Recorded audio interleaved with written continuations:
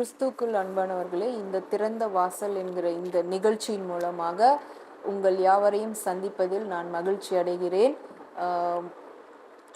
தேவன் தாமே உங்கள் யாவரையும் ஆசீர்வதிப்பாராக. கடந்த நாளிலே நாம் கிறிஸ்தவ வாழ்க்கையிலே நம்மளுடைய சமுதாயத்திலே கிறிஸ்தவ வாழ்க்கையை நாம் எப்படி வாழ்வது, எப்படி நான் ஒரு கிறிஸ்டியன் லைஃப்பை ஒரு சொசைட்டியில் நான் எப்படி நான் காட்டுறதுங்கிறத அடிப்படையாக வைத்து நாம் லேகியோனுடைய வாழ்க்கையை நாம் குறித்து பார்த்தோம். லேகியோன் எப்படி தன்னுடைய வாழ்க்கையை மாற்றினார், கிறிஸ்துவை அவர் சந்தித்த பிறகு, கிறிஸ்துவை அவர் சந்திப்பதற்கு முன்பாகன்னு 2 பகுதி அவருடைய வாழ்க்கையில் இருந்தது. அந்த 2 பகுதியில் அவர் கிறிஸ்துவை சந்தித்ததற்கு பின்பு சுவிசேஷம் அவருடைய வாழ்க்கையை எவ்வாறாக மாற்றினது அப்படிங்கிறத நம்ம கடந்த நாளிலும் செய்தியில் நம்ம பார்த்தோம். இந்த நாளிலும் அதை தொடர்ந்து இந்த கிறிஸ்தவ வாழ்க்கையிலே நம்ம இந்த சமுதாயத்தில் இந்த கிறிஸ்தவ வாழ்க்கையை நம்ம எப்படி சான்றுள்ள வாழ்க்கையாக வாழலாம், அதில் நம்ம செய்கிற சில தவறுகள், வேதத்திலே சிலர் செய்த தவறுகள், யார் அந்த தவறுகள் எல்லாம் செய்தாங்கன்றத ஒரு 3 விதமான கேரக்டர் மூலமாக நான் உங்களுக்கு சொல்லலான்னு இருக்கிறேன். இந்த செய்திக்குள்ளே நம்ம போகிறதுக்கு முன்பாக நம்ம தலைகளை தாழ்த்தி நம்ம ஜெபம் செய்வோம். அன்புள்ள ஆண்டவரே, இந்த அருமையான நாளுக்காக உமக்கு நாங்கள் நன்றி செலுத்துகிறோம் கர்த்தாவே. மீண்டுமாக இந்த நிகழ்ச்சியின் மூலமாக உம்முடைய பிள்ளைகளை சந்திப்பதற்கு கர்த்தர் தந்த கிருபைக்காக நன்றி செலுத்துகிறோம் கர்த்தாவே.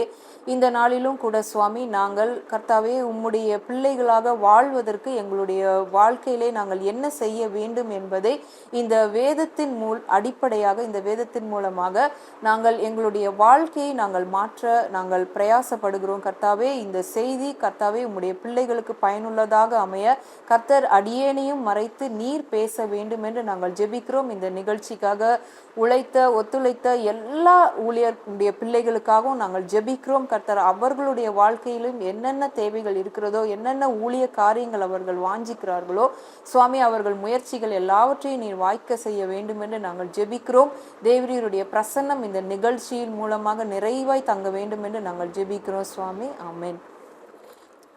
இந்த நாளிலும் நம்ம கிறிஸ்தவ வாழ்க்கையிலே வேதத்திற்கு உட்பட்டவர்கள், வேதத்தில் வாழ்ந்த சில மனிதர்கள் கிறிஸ்தவ வாழ்க்கை, ஒருவேளை நான் இப்படியெல்லாம் செய்தால் நான் நல்லா கிறிஸ்டியானிட்டியாக நான் இருந்திருக்கலாம், நான் இதிலெல்லாம் நான் செய்ததுனால நான் நல்ல பிள்ளை தானே அப்படின்னு சிலர் சில வேதத்தில் தவறான எண்ணத்தோடு வாழ்ந்த சில பேர் இருக்கிறாங்க. அவங்கள குறித்து தான் நான் இன்னைக்கு உங்களோட சத்தியத்தை பகிரலான்னு நான் நினைக்கிறேன்.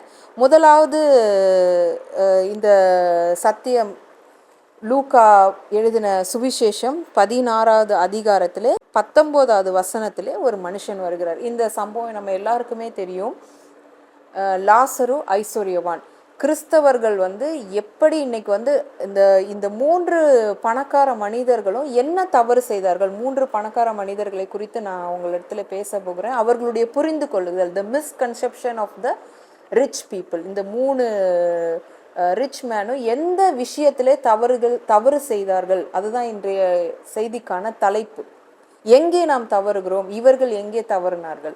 இதில் முதலாவது சம்பவத்தை நம்ம படிக்கும்போது லூக்கா 16:19, ஐஸ்வர்யம் உள்ள ஒரு மனுஷன் இருந்தான். அவன் இரத்தாம்பரமும் விலையேறப்பட்ட வஸ்திரமும் தரித்து அனுதினமும் சம்பிரமமாய் வாழ்ந்து கொண்டிருந்தான். லாசரு என்னும் பேர் கொண்ட ஒரு தரித்திரனும் இருந்தான். அவன் பருக்கள் நிறைந்தவனாய் அந்த ஐஸ்வர்யவானுடைய வாசல் அருகே கிடந்து அவனுடைய மேஜையிலிருந்து விழுந்த துணிக்கைகளாலே தன் பசியை ஆற்ற ஆசையாயிருந்தான். நாய்கள் அவன் பருக்களை நக்கிற்று. இந்த 3 வசனத்தையும் அடிப்படையாக கொண்டுதான் நான் இன்றைக்கு உங்களுடைய மத்தியில சத்தியத்தை நான் பகிர போகிறேன். இந்த மனிதர் இந்த இடத்துல என்ன தப்பு செய்தார், ஏன் இவர் ஆண்டவருடைய ராஜ்யத்திற்குள்ள போகல?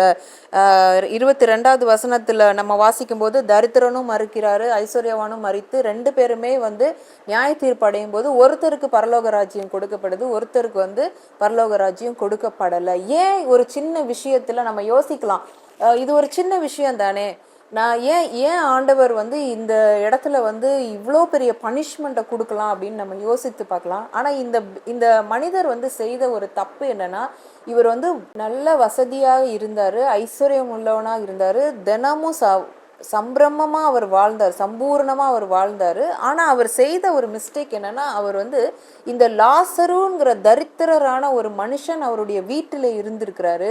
ஆனா இந்த மனுஷன் ஒரு பேசிக் ஹியூமன் ரைட்ஸ்ன்னு நம்ம ஆங்கிலத்துல சொல்லுவோம், மனித உரிமைக்கான ஒரு பேசிக், நான் மனிதனாக வாழ்கிறேன்னா எனக்கு சில பேசிக் நீட்ஸு, பேசிக் உரிமைகள் வேணும். அது நம்மளுடைய வேதத்தின் அடிப்படையிலையும் சரி, உலக பிரகாரமாக பார்த்தாலும் சரி, அந்த உரிமைகள்ங்கிறது மனிதனுக்கு, நான் ஒரு மனிதனாக வாழ வேண்டுமானால் எனக்கு சில உரிமைகள் வேணும். உடை, உணவு, சில ஸ்டாண்டர்ட்ஸு, என்னை நான் ஒரு மனிதனை மனிதனாக மதிக்கணுங்கிற ஒரு ஸ்டாண்டர்டெல்லாம் இருக்கு இல்லையா?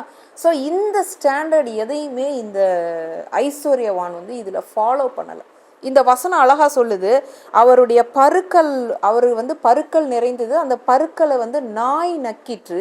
இன்னொன்று வந்து அவருடைய மேஜையிலிருந்து கீழே இருக்கிற கீழே விழுகிற அந்த துணிக்கைகளினால தன்னுடைய பசியை ஆற்ற ஆசையாய், ஆசைங்கிற வார்த்தை அங்கே கொடுக்கப்பட்டிருக்கு. அதை வந்து எம்பசைஸ் பண்ணுறாங்க. ஏன் அப்படி அதற்கு அழுத்தம் கொடுக்குறாங்கன்னா, அந்த ஐஸ்வர்யவான் வந்து அவ்வளவு மோசமான ஒரு கேரக்டராக இருக்கிறார்.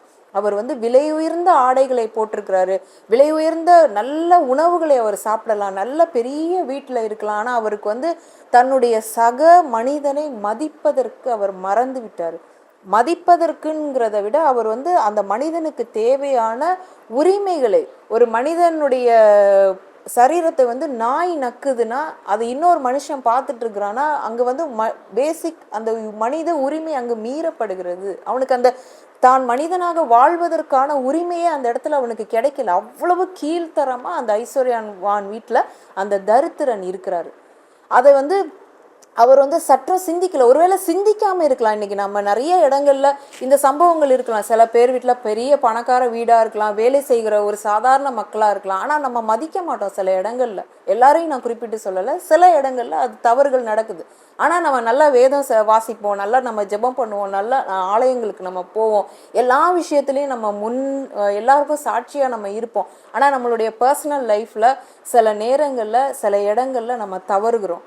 அப்போ இந்த இடத்துல எனக்கு கரெக்ஷன்ஸ் தேவையா, நான் இந்த இடத்துல சீர்திருத்தப்பட வேண்டிய காரியம் அவசியம் இருக்கிறதான்னு பார்த்தா நிச்சயமாக இருக்குது. ஏன்னா நான் கிறிஸ்தவனாக இருக்க வேண்டுமானால் நான் கிறிஸ்துவின் சாயலை அணிந்தவனாக இருக்க வேண்டும், கிறிஸ்துவின் சிந்தை எனக்குள்ளாக இருக்க வேண்டும்.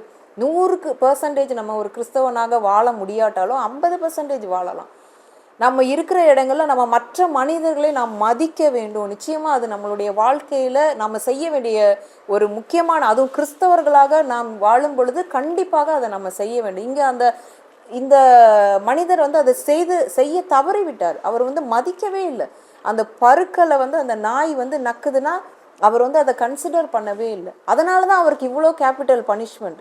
நரகத்தில் போய் இருக்கிறார். அங்கே போய் இருந்து அவர் லாசரினுடைய விரலினால ஒரு சொட்டு தண்ணி என்னுடைய நாக்கில் விழுந்து நான் வந்து அது எனக்கு அந்த வாய்ப்பு கிடைக்காதான்னு கேட்குறாரு. கிடைக்கல. பூமியில் நமக்கு வாய்ப்புகள் நிறைய கிடைக்கும். ஆனால் நம்ம இந்த பூமியை விட்டு போகும்போது நமக்கு எந்த ஒரு வாய்ப்பும் நமக்கு கிடைக்காதுங்கிறது ஒரு பெரிய மெசேஜ் இதில் ஆண்டவர் நமக்கு சொல்லுகிறாரு. முதலாவது நான் சொல்கிற காரியம் என்னன்னா, நம்ம வந்து மற்ற மனிதர்களை மதிக்க வேண்டும். மற்ற மனிதர்களிடத்திலே நம்ம வந்து மனிதாபிமானத்தோடு நம்ம நடந்து கொள்ள வேண்டும். இந்த ஐஸ்வர்யவானை போல நம்ம ஒருவேளை இன்றைக்கு நன்றாக ஒரு வசதியான இடத்துல இருக்கலாம், நல்ல ஒரு வேலையில் இருக்கலாம், நல்ல ஒரு பொசிஷனில் இருக்கலாம், நல்ல சொசைட்டியில் ஒரு நேமோடு இருக்கலாம். ஆனால் நான் என்னுடைய இன மக்களை நான் நேசிக்கிறேனா, அவர்களுடைய உணர்ச்சிகளை நான் மதிக்கிறேனா, அவர்களுடைய உணர்வுகளுக்கு நான் ஏதாவது நான் செய்கிறேன்னா, வழியில் ஒரு பிச்சை எடுத்துக்கொண்டு இருக்கிற ஒரு நபர் இருக்கிறாரு, அவர்கிட்ட நான் எப்படி பேசுகிறேன், அவனை நான் எப்படி அவன் இவன் சொல்கிறேன்னா, கெட்ட வார்த்தைகளை நம்ம பேசுகிறோமா? இதெல்லாம் ஒரு கிறிஸ்தவனாக இருக்கும் பொழுது இதெல்லாமே கரெக்ஷன்ஸ். இதை தான் பவுல் சொல்லுகிறார் சபைக்கு. அவர் இதை சொல்லும் பொழுது தெளிவாக சொல்கிறார். ஒவ்வொரு சின்ன சின்ன கரெக்ஷன்ஸையும் சொல்கிறார். நம்மளுடைய வாயின் வார்த்தைகளை மிகவும் எச்சரிக்கையாக இருக்க வேண்டும்னு ஆண்டவர் சொல்லுகிறார். அதுதான் அவர் சொல்லுகிறார். நான் வந்து கட்டப்பட்டிருந்தேன், நான் சிறைச்சாலையில் இருந்தேன், நீங்கள் வந்து என்னை பார்த்தீங்க, நான் நோயுற்று இருந்தேன், நீங்கள் என்னை விசாரிக்க வந்தீங்க, நான் ஆடை இல்லாமல் இருந்தேன், எனக்கு நீங்கள் ஆடை கொடுத்தீங்க, நான் பசியாக இருந்தேன், எனக்கு உணவு கொடுத்தீங்க. ஏன் ஆண்டவர் இந்த வசனங்கள் எல்லாம் சொல்கிறாருன்னா, இதெல்லாம் அவர் பேசிக் ரைட்ஸு, ஒரு ஹியூமனாக வாழ்கிறதுக்கு. இந்த ரைட்ஸ் கூட இன்றைக்கி நிறைய இடங்களில் நம்ம வந்து கிறிஸ்தவர்களாக இருந்து கொண்டு செய்வதிலே நாம் தவறுனா நம்ம அதை நினைச்சு செய்கிறோமா, தவறுன்னு நினைக்காம செய்கிறோமான்றது ரெண்டாவது. ஆனால் நாம் வேதத்தை வாசிக்கும் பொழுது இந்த மாதிரி இடங்கள்ல நாம் தவறு செய்திருந்தால் நிச்சயமாக அந்த தவறை நாம் வந்து சரி செய்து கொள்ள வேண்டும்ங்கிறது ஆண்டவர் நம்மளிடத்திலே பேசுகிற ஒரு காரியம். இரண்டாவது காரியம், மத்தேயு எழுதின சுவிசேஷம் 19வது அதிகாரத்தில் ஒரு சம்பவம் வருகிறது. அதில் வந்து ஒரு ஒரு வாலிபன் வரார். இவருக்கு வந்து ஆண்டவரிடத்துல ஒரு கொஸ்டின் கேட்க வேண்டிய அவர் வந்து ஒரு கொஸ்டின் கேட்குறாரு. என்னன்னா, நான் நல்ல போதகரே, நித்திய ஜீவனை நான் பெற்றுக்கொள்வதற்கு நான் என்ன செய்ய வேண்டும்? 16வது வசனம் சொல்லுது, அப்பொழுது ஒருவன் வந்து அவரை நோக்கி, நல்ல போதகரே, நித்திய ஜீவனை அடைவதற்கு நான் எந்த நன்மையை செய்ய வேண்டும்? அப்படின்னா அவர் எல்லா நன்மையும் செய்துட்டார் மாதிரி எந்த நன்மையை செய்ய வேண்டும்னு அவர் கேட்குறாரு. ஆண்டவர் அதுக்கு அடுத்த வசனம் சொல்றாரு, அதற்கு அவர், நீ என்னை நல்லவன் என்று சொல்வானேன்? தேவன் ஒருவர் தவிர நல்லவன் ஒருவனும் இல்லையே. நீ ஜீவனில் பிரவேசிக்க விரும்பினால் கற்பனைகளை கை கொள்ளுன்றார். இப்போ அவர் என்ன சொல்றார்? நான் நித்திய ஜீவனை பெற்றுக்கொள்ளணும், நான் என்ன செய்யணும்? இப்போ இன்னைக்கு இந்த கொஸ்டின் நம்ம எல்லாருக்குமே இருக்கு. நான் நித்திய ஜீவனை பெற்றுக்கொள்ள வேண்டுமானால் நான் என்ன செய்ய வேண்டும்? இப்போ ஆண்டவர் இங்கே சொல்றார், கற்பனைகளை கைக்கொள். அடுத்தது அவர் சொல்லுகிறார், அவன் அவரை நோக்கி எவைகளை என்று கேட்டான். 18வது வசனம், அதற்கு இயேசு, கொலை செய்யாதிருப்பாயாக, விபச்சாரம் செய்யாதிருப்பாயாக, களவு செய்யாதிருப்பாயாக, பொய் சாட்சி சொல்லாதிருப்பாயாக, உன் தகப்பனையும் உன் தாயையும் கனம் பண்ணுவாயாக, உன்னிடத்தில் நீ அன்பு கூறுவது போல பிறனிடத்திலும் அன்பு கூறுவாயாக என்பவைகளையே என்றார். இவ்வளோ கற்பனைகளையும் நீ கீழ்ப்படிய வேண்டும் அப்படின்னு சொல்றார். உடனே அந்த வாலிபன் அவரை நோக்கி சொல்றாரு, இவைகளை எல்லாம் என் சிறு வயது முதல் கை கொண்டிருக்கிறேன், இன்னும் என்னிடத்தில் என்ன குறைவு உண்டு? இது எல்லாத்தையும் நான் என்னுடைய சிறு வயதுலேருந்தே நான் ஃபாலோ பண்ணிகிட்டே தான் இருக்கிறேன், இன்னும் என்கிட்ட என்ன மிஸ்டேக் இருக்குது? அப்போ ஆண்டவர் சொல்லுகிறார், நீ பூரண சர்க்குணராக இருக்க விரும்பினால் நீ உன்னிடத்துல இருக்கிறதெல்லாம் தரித்திரன்ட்ட கொடுத்துருன்றார். இந்த வாலிபன் வந்து மிகுந்த ஐஸ்வர்யவானா இருக்கிறதுனால அதை அவரால் செய்ய முடியல. வசனம் அடுத்தது சொல்லுது, 21வது வசனம், அதற்கு இயேசு, நீ பூரண சர்க்குணராய் இருக்க விரும்பினால் போய் உனக்கு உண்டானவைகளை விற்று தரித்திரருக்கு கொடு, அப்பொழுது பரலோகத்தில் உனக்கு பொக்கிஷம் உண்டாயிருக்கும், பின்பு என்னை பின்பற்றி வா. அது தொடர்ந்து அடுத்த வசனம், அந்த வாலிபன் மிகுந்த ஆஸ்தி உள்ளவனாய் இருந்தபடியால் இந்த வார்த்தையை கேட்ட பொழுது துக்கம் அடைந்தவனாய் போய்விட்டான். ஏன் ஆண்டவருடைய நோக்கம் வந்து ஐஸ்வர்யத்தை விற்க வைக்கணுன்றது கிடையாது. எல்லாத்தையும் காட்டிலும் நீ என்னை நேசிக்கிறியாங்கிற டெஸ்ட்டை தான் அவர் அங்கே வைக்கிறாரு. ஆனால் இந்த வாலிபன் வந்து அவனுடைய இருதயம் வந்து அந்த செல்வத்தின் மேலே இருந்தது. நான் ஆண்டவரை நேசிக்கிறேன் அப்படின்னா நான் எல்லாத்தையும் விடுறதுக்கு நான் ரெடியாக இருக்கணும், நான் எல்லா கற்பனையும் நான் ஃபாலோ பண்ணுறேன், ஆனால் என்னால் என்னுடைய சொத்துக்களை விட்டுட்டு வர முடியாது. நான் எல்லா கற்பனையும் நான் ஃபாலோ பண்ணுறேன், ஆனால் என்னுடைய மாம்ச இச்சைகளை மட்டும் என்னால் விட முடியாது. நான் எல்லா கற்பனைகளையும் நான் ஃபாலோ பண்ணுறேன், ஆனால் நான் அந்தரங்கமாக செய்கிற இந்த பாவத்தை மட்டும் என்னால் விட முடியாது.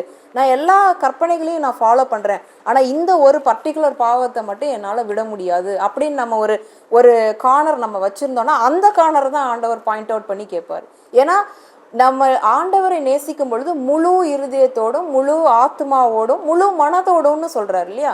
அப்போ இந்த மூணுமே அங்கே ஃபுல்ஃபில் ஆகணும். அதை தான் இந்த வாலிபன் கிட்ட கேட்குறாரு. இப்போ நம்ம நினைக்கிறோம் உடனே அப்போ நம்ம இருக்கிற சொத்து எல்லாத்தையும் தூக்கி போட்டுட்டு போயிடணுமா? இல்லை, ஆண்டவர் என்ன சொல்றாருன்னா, ஒருவன் தன்னைத்தான் வெறுத்து என்னை பின்பற்றி வர விரும்பினால் ஒருவன் தன்னைத்தான் வெறுத்து, அந்த தன்னைத்தான் வெறுக்கிறதுன்றது நான் என்னை வெறுப்பதற்கு எவ்வளவு தயாராக இருக்கிறேன், இயேசு கிறிஸ்துவினுடைய அன்பு என்னுடைய இருதயத்திற்கு உள்ள இருக்குமானால் நான் எல்லாவற்றையும் நிச்சயமாக வெறுக்க என்னால் முடியும். அதை தான் அவர் இங்கே சொல்றார்.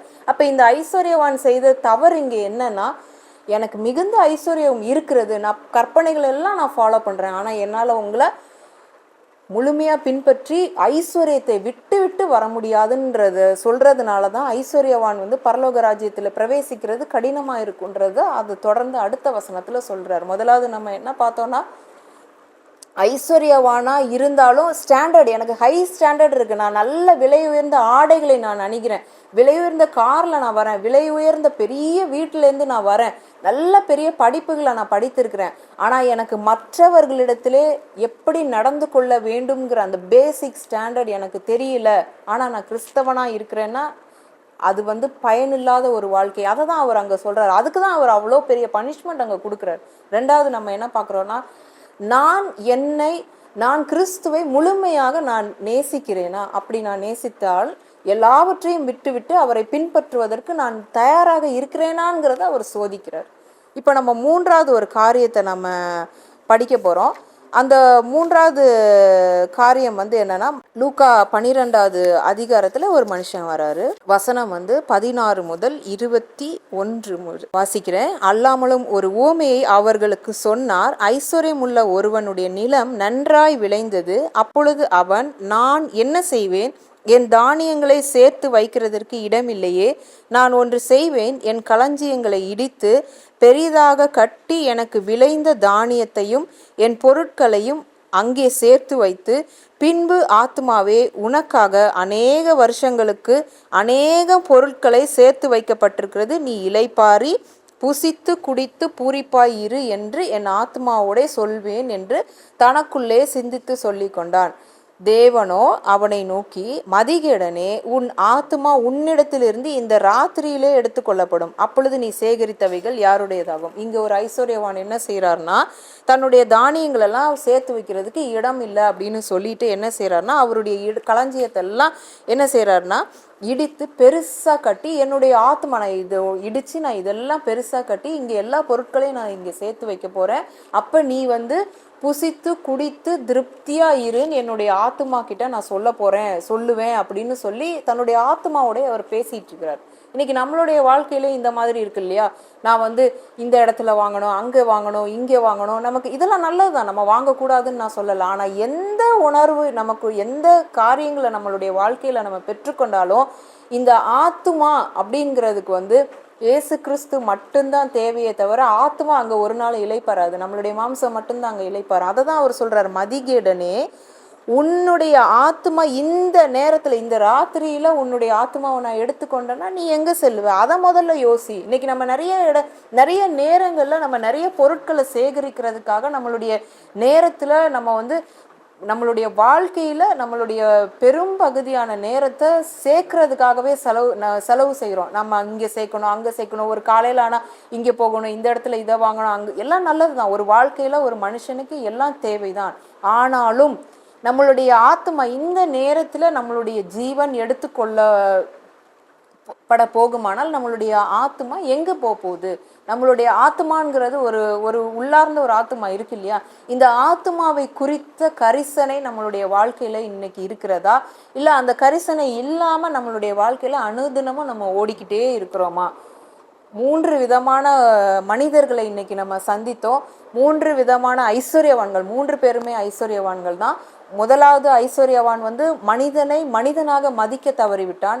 இரண்டாவது ஐஸ்வர்யவான் அவர் எல்லா விஷயத்தையும் நான் எல்லா கற்பனைகளையும் நான் ஃபாலோ பண்றேன், ஆனா என்னால என்னுடைய இந்த பர்டிகுலர் விஷயத்த மட்டும் விட முடியாது. அப்படின்னா என்ன அர்த்தம்? நான் எல்லாத்தையும் உங்களுக்காக செய்யறேன், ஆனா இந்த பாவத்தை மட்டும் என்னால விட முடியாது. முழு ஆத்மாவோடு முழு மனதோடு அவர் நேசிக்க தவறிவிட்டார். அதனாலதான் அவர் எதை அவரால் செய்ய முடியாதோ அந்த இடத்துல அதை அவர் பாயிண்ட் அவுட் பண்ணி கேட்கிறாரு. மூன்றாவது, நான் நல்லா தானியங்களெல்லாம் நான் எனக்காக சேர்த்து இடிச்சு நான் கட்டி எல்லாம் செய்வேன், நீ இளைப்பாரு.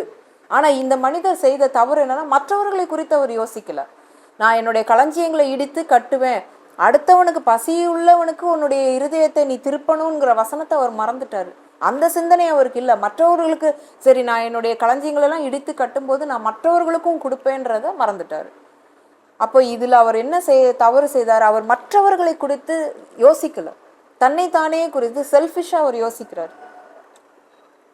இந்த சூழ்நிலையில தான் ஆண்டவர் சொல்றாரு, இவ்வளவு சுயநலமா நீ யோசிக்கிறிய, இந்த நிமிஷத்துல என்னைக்கு நம்மளுடைய மரணம் வரும்னு நமக்கு யாருக்குமே தெரியாது. அப்படி மரணம் வரும் பொழுது நம்ம சேர்த்து வைக்கிற எந்த பொருளோ சொத்தோ எதுவும் நம்ம கூட வரப்போறது, உறவோ, நான் என்னுடைய இந்த மாம்சத்தை வைத்து நான் என்னென்னலாம் ஆண்டவருக்குள்ள செய்தேன், நான் எப்படி அவருக்காக வாழ்ந்தேன், இந்த ஒரு கான்டாக்ட் மட்டும்தான் நம்ம பின்னாடி வரும். அப்போ அது யார் கொடுக்க போறான்னா, நம்மளுடைய உள்ளார்ந்த மனிதன் தான் அதை கொடுக்க போறான். ஆண்டவர் சொல்லுகிற மாதிரி ஆத்துமா, இந்த ஆத்துமாவை குறித்து நமக்கு கரிசனை இருக்கிறதா? இதை நம்ம இந்த நாளிலும் இந்த செய்தி மூலமாக ஆண்டவர் நம்மோடு பேசுகிற ஒரு சத்தியம் இதுதான், ஒரு கேள்வி இதுதான். இந்த சத்திய வசனங்களை நம்ம கேட்டோம். இனி நம்ம அப்படியே ஜெபத்துக்குள்ளாக நம்ம கடந்து வரப்போகிறோம். இருந்த இடத்துல நீங்கள் கண்களை மூடி நம்ம ஒரு பாடல்களை நம்ம பாடி அப்படியே ஆண்டவருடைய பிரசன்னத்தை நம்ம இப்போ உணர போகிறோம். நீங்கள் இருக்கிற இடத்துல அப்படியே கண்களை மூடி அவருடைய பிரசன்னத்துல காத்திருக்கோம். ஆமேன். ஆண்டவருடைய வார்த்தையை நம் அழகாக கேட்டோம் இல்லையா?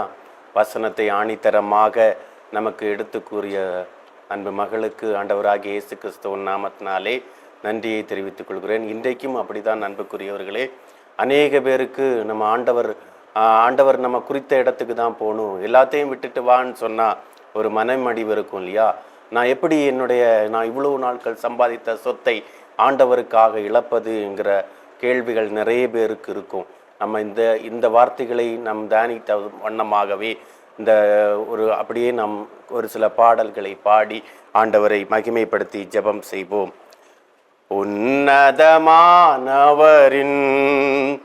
உயர் மறைவிலிருக்கிறவன் சர்வ வல்லவரின் நிழலில் தங்குவான், இது பரமசிலாக்கியமே. சர்வ வல்லவரின் நிழலில் தங்குவான், இது பரமசிலாக்கியமே. அவர் செட்டையின் கீழ் அடைக்கலம் புகவே தம் சிறகுகளால் மூடுவார். அவர் செட்டையின் கீழ் அடைக்கலம் புகவே தம் சிறகுகளால் மூடுவார். தேவனின் அடைக்கலமே என் கோட்டையும் அரணும் அவர் சத்தியம் பரிசயம் கேடகமாம் என் நம்பிக்கையும் அவரே. அவர் சத்தியம் பரிசயம் கேடகமாம் என் நம்பிக்கையும் அவரே. அவர் சட்டையின் கீழ் அடைக்கலம் புகவே தம் சிறகுகளால் மூடுவார். அவர் சட்டையின் கீழ் அடைக்கலம் புகவே தம் சிறகுகளால் மூடுவார். இரவின் பயங்கரத்திற்கும் பகலில் பறக்கும் அம்புக்கும் இருளில் நடமாடும் கொள்ளை நோய்க்கும் நான் பயப்படவே மாட்டேன். இருளில் நடமாடும் கொள்ளை நோய்க்கும் நான் பயப்படவே மாட்டேன். அவர் சட்டையின் கீழ் அடைக்கலம் புகவே தம் சிறகுகளால் மூடுவார். அவர் சட்டையின் கீழ் அடைக்கலம் புகவே தம் சிறகுகளால் மூடுவார். 1000-10,000 பேர்கள் உன் பக்கம் விழுந்தாலும் அது ஒரு காலத்தும் உன்னை அணுகிடாதே. உன் தேவன் உன் தாபரமே, அது ஒரு காலத்தும் உன்னை அணுகிடாதே. உன் தேவன் உன் தாபரமே. அவர் சட்டையின் கீழ் அடைக்கலம் புகவே தம் சிறகுகளால் மூடுவார். அவர் சட்டையின் கீழ் அடைக்கலம் புகவே தம் சிறகுகளால் மூடுவார். ஆமேன். இயேசுவே ஸ்தோத்திரம். கர்த்தாவே ஸ்தோத்திரம். ஆண்டவரே கர்த்தருடைய வார்த்தையை கொஞ்ச நேரம் அன்பு மகள் மூலமாக நீர் பேசினீரே அப்பா. ஆண்டவரே, எங்களை இந்த உலக பிரகாரமான சொத்துக்களை நம்பி இல்லை கர்த்தாவே. என் தேவன் எங்களை அழைக்கும் போது நாங்கள் சகலத்தையும் விட்டு வர வேண்டிய சூழ்நிலை உருவாகும் என்பதை நாங்கள் விசுவாசிக்கிறோம் கர்த்தாவே. மதிகேடனே, இன்று உன் ஜீவன் போனால் எங்கே நீ சென்றிடுவாய் என்கிற வார்த்தை எங்கள் காதுக்குள் துணிக்கிறதே அப்பா. ஆண்டவரே, உலகத்திலே நாங்கள் எவ்வளவு பெரிய ஒரு சாம்ராஜ்யம் உருவாக்கி வைத்தாலும் ஆண்டவரே, எங்களுடைய மரணத்தை தள்ளி போட எந்த உலக சக்தியால் முடியாது என்பதை நாங்கள் விசுவாசிக்கிறோம் கர்த்தாவே. வானத்தையும் பூமியை உண்டாக்குன தேவன் எங்கள் கூட இருக்கும் போதுதான் எங்களை நீர் எல்லா தீமையிலும் இருந்து தப்புவிக்க உதவி செய்வீர் என்பதை நாங்கள் விசுவாசிக்கிறோம் கர்த்தாவே. அவ்விதமாக நீர் எங்கள் கூட இருப்பதற்காக ஸ்தோத்திரம் ஐயா. உலக செல்வம் எங்களை பாதுகாக்காது கர்த்தாவே. நாங்கள் பரலோகத்துக்கு செல்ல வேண்டுமே அப்பா. எங்களுடைய உலக வாழ்க்கை அதற்கு ஏற்றதாக அமையட்டும் ஐயா. எங்களுடைய வாயின் வார்த்தைகள் அதற்கு ஏற்றதாக அமையட்டும் ஐயா. ஆண்டவரே, இந்த வசனத்தின் மூலமாக நாங்கள் கற்றுக்கொண்டோமே அப்பா. ஆண்டவரே, நாங்கள் நீர் இப்பொழுது கூப்பிட்டாலும் நான் எல்லாவற்றையும் விட்டு விட்டு வருகிறேன் என்கிற சூழ்நிலையை எங்களுக்கு உருவாக்கி தாருங்கப்பா. அப்படிப்பட்ட ஒரு விசுவாசத்தை எங்களுக்குள் எரியட்டும் அப்பா. அப்படிப்பட்ட ஒரு எழுப்புதல் எங்களுடைய இருதயத்தில் எழும்பட்டும் கர்த்தாவே. அப்படிப்பட்ட ஒரு விசுவாசத்தை நீர் தருகிறபடியால் நமக்கு ஸ்தோத்திரம் ஐயா. நாங்கள் எங்களை முழுமையாக ஒப்புவிக்கிறோம் அப்பா. எங்களுக்கு இந்த உலக செல்வம் வேண்டாம் கர்த்தாவே. என் அப்பனுடைய மடியிலே இளைப்பாறக்கூடிய பாக்கியம் தான் வேண்டும் கர்த்தாவே. அப்படிப்பட்ட ஒரு ஆசீர்வாதத்தை நீ தருகிறபடியால் ஸ்தோத்திரம் ஐயா. நாங்கள் இன்றைக்கு ஒப்பு கொடுக்கிறோம் கர்த்தாவே. நாங்கள் எங்களை முழுமையாக ஒப்பு கொடுக்கிறோம் அப்பா. நாங்கள் உம்முடைய பிள்ளையாக வாழுகிறோம் அப்பா. எங்களுடைய வாயின் வார்த்தைகள் பரிசுத்தம் உள்ளதாக அமையட்டும் கர்த்தாவே. எங்களுடைய இருதயத்தின் சிந்தைகள் பரிசுத்தம் உள்ளதாக அமையட்டும் ஐயா. அப்படியே கேட்டுக்கொண்டிருக்கிற ஒவ்வொரு பிள்ளைகளையும் தொடுங்கப்பா. ஆண்டவரே, அழுது உம்மிடத்திலே வேண்டிக் கொண்டிருக்கிற பிள்ளைகளை தொடுங்கப்பா. அற்புதத்தை செய்யுங்க கர்த்தாவே. அன்பு பிள்ளைகளுடைய வாயிலிருந்து என் தேவன் செய்த அற்புதங்களை சாட்சியாக கேட்கக்கூடிய அனுபவத்தை தாங்க கர்த்தாவே. கர்த்தராகிய இயேசு கிறிஸ்துவின் நாமத்தில் ஜெபிக்கும் போது அடிமை எளிய ஜெபங்களை ஏற்றுக்கொள்ளும் நல்ல பிதாவே. ஆமேன், ஆமேன், ஆமேன். கிறிஸ்துக்குள் அன்பானவர்களே, இந்த நிகழ்ச்சியின் மூலமாக நிச்சயமாக இந்த சத்திய வசனம் உங்களுடைய இருதயத்திலே நிச்சயமாக கிரியை செய்யும் என்பதிலே எந்த விதமான ஒரு ஐயமும் இல்லை. இன்றைக்கு நம்ம பார்த்த இந்த வசனத்திலே நம்ம சந்தித்த 3 நபர்களை போல நம்மளுடைய வாழ்க்கையிலும் நம்ம ஆண்டவர் நம்மளிடத்திலே ஒருவேளை ஏதேனும் ஒரு குறைகளை கண்டிருந்தால், நம்ம அதை விட வேண்டிய ஒரு சூழ்நிலை இருந்தால், நம்ம அதை விட்டு விடுவதற்கு ஒரு எக்ஸாம்பிளாக தான் இந்த 3 பாத்திரங்களையும் நமக்கு இன்னைக்கு ஆண்டவர் பேசியிருக்கிறாரு. ஒருவேளை நான் எல்லா பிரமாணத்தையும் நான் ஃபாலோ பண்ணுறேன், ஆனால் என்னால் இந்த ஒரு பர்டிகுலர் பாவத்தை மட்டும் விட முடியலை அப்படின்னு நீங்கள் சொல்கிறதா இருந்தால், நிச்சயமாக அதை ஆண்டவர் உங்களிடத்திலிருந்து அது எடுத்து போடுறதுக்கு அவர் தயாராக இருக்கிறார். நீங்கள் ஒப்பு கொடுத்து நீங்கள் ஜெபம் பண்ணும்போது நிச்சயமாக அந்த எந்த ஒரு அந்தரங்க பாவமாக இருந்தாலும் சரி, விட முடியாத ஒரு கெட்ட பழக்க வழக்கமாக இருந்தாலும், அது என்னை கிறிஸ்துவுக்கு நேராக செல்வதற்கு அது எனக்கு தடையாக இருக்குமானால் அதை நான் ஆண்டவரிடத்திலே சொல்லி நான் ஒப்பு கொடுத்து அதிலேருந்து விடுதலை ஆக வேண்டும். இன்னொன்று, நம்ம வேதத்தில் பார்த்த மாதிரி அந்த லாசரு ஐஸ்வர்யவான் வந்து அந்த மனிதரை மனிதராகவே நினைக்கவே இல்லை. ஒருவேளை நம்மளுடைய வாழ்க்கையில நம்ம இது ஒரு பெரிய பாவமா கூட நம்ம நினைக்க மாட்டோம், இதுதானே அப்படின்னு நம்ம நினைக்கலாம். ஆனா இந்த மெசேஜ் மூலமா ஆண்டவர் நம்மளுடைய இருதயத்துல பேசுறது என்னன்னா, ஒருவேளை நம்ம வந்து நம்மளுடைய வேலை பார்க்குற இடத்துலையும் சரி, நம்ம வீட்டில் நம்மளை விட நம்மளுடைய வீட்டு வேலைகளை செய்வதற்கு வருகிற வேலையாட்களாக இருந்தாலும் சரி, வெளியில இருந்தாலும் சரி, எங்கேனாலும் மனிதர்களை நாம் மனிதராக மதிக்க வேண்டும்ங்கிறத ஆண்டவர் இன்னைக்கு நம்மளுடைய இந்த சத்திய நிகழ்ச்சியின் மூலமாக நம்ம இடத்துல பேசுகிறாரு. ஒருவேளை இந்த இடங்கள்லாம் நான் சீர்திருத்த வேண்டிய ஒரு சூழ்நிலை இருக்குமானால் நம்ம அந்த இடத்துல இருந்து நம்ம கரெக்ட் பண்ணிட்டு இன்னும் நம்ம கிறிஸ்துவுக்கு நம்ம முன்னோக்கி கிறிஸ்துவை நோக்கி ஓடணும். இன்னொன்று, 3வது சந்தித்த நபரை போல ஒருவேளை என்னுடைய வாழ்க்கையில நான் வாழ வேண்டும், என்னுடைய வாழ்க்கை, என்னுடைய வீடு, என்னுடைய குடும்பம்ங்கிற ஒரு குறுகிய வட்டத்துல இந்த ஐஸ்வர்யவான போல நம்ம இருந்தா அந்த வட்டத்தையும் நம்ம மாத்திட்டு, நான் அல்ல கிறிஸ்து, என்னுடைய ஜீவன் எந்த நேரத்திலும் போகலாம், என்னுடைய ஜீவனை நான் என்னைக்கும் பாதுகாத்து வைக்க முடியாதுங்கிறது இந்த வசனம் ஆணித்தரமா சொல்லுது. இந்த 3 காரியங்கள் மூலமாகவும் நம்மளுடைய வாழ்க்கையில நம்ம எங்கேயாவது திருந்த வேணும்னு ஆவியானவர் உங்களுக்கு உணர்த்தினார்னா நிச்சயமாக நீங்க அதை உணர்த்தி அதை நீங்க வந்து உணர்ந்து கொண்டவர்களாக நாம் இன்றும் கிறிஸ்துவுக்கு சாட்சியாக வாழுவதற்கு இந்த சத்திய வசனங்கள் நிச்சயமாக உங்களுக்கு உபயோகமாக இருக்கும் என்று நாங்கள் நம்புகிறோம். கர்த்தர் தாமே இந்த வார்த்தைகளை ஆசீர்வதிப்பாராக. ஆமென்.